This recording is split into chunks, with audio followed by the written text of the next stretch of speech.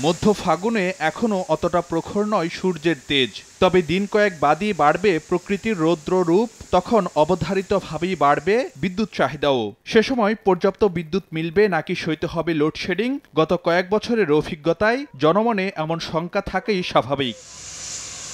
এবারের গরমে সর্বোচ্চ বিদ্যুৎ চাহিদা ধরা হয়েছে 18,000 মেগাওয়াট, যদিও উৎপাদন সক্ষমতা তার 1.5 গুণ অর্থাৎ 27,000 মেগাওয়াট। কিন্তু জ্বালানির অভাব উদ্বেগ জাগাচ্ছে বিদ্যুতের স্বাভাবিক সরবরাহ নিয়ে। গ্রীষ্মকালীন সময়ে আমরা এখন দেখতে পাচ্ছি যে 700 থেকে 1400 মেগাওয়াট পর্যন্ত লোডশেডিং করতে হতে পারে।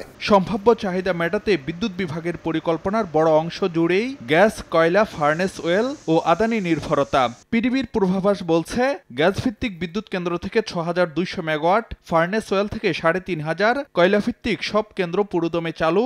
ভারত থেকে আমদানি আর আদানির বিদ্যুৎ পুরোটা মিললেও গরমে লোডশেডিং হতে পারে 700 মেগাওয়াটের বেশি।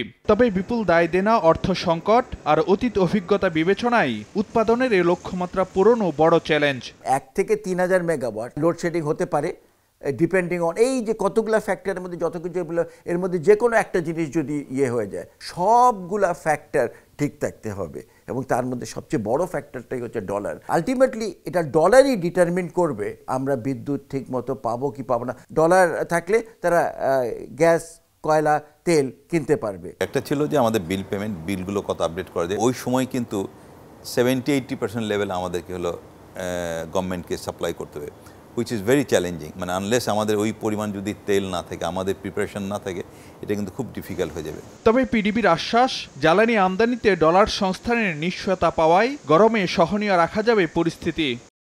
ডলার ইস্যুর কারণে কিছুদিন আমরা একটু সমস্যায় পড়লাম। এখন মোটামুটি কয়লা প্রকুরমেন্টে, ওয়েল প্রকুরমেন্টে আমরা ডলার পাচ্ছি আর কি। আশা করি সমস্যা হবে না, আমাদের তো প্রচেষ্টা আছে। এবার আমরা কিছু প্রস্তুতি নিচ্ছি আর কি পূর্ব থেকেই। আশা করতেছি হবে না ওই ধরনের প্রবলেম। পাশাপাশি গ্রাহকদেরও সাশ্রয়ী হওয়ার পরামর্শ দিচ্ছে বিদ্যুৎ বিভাগ।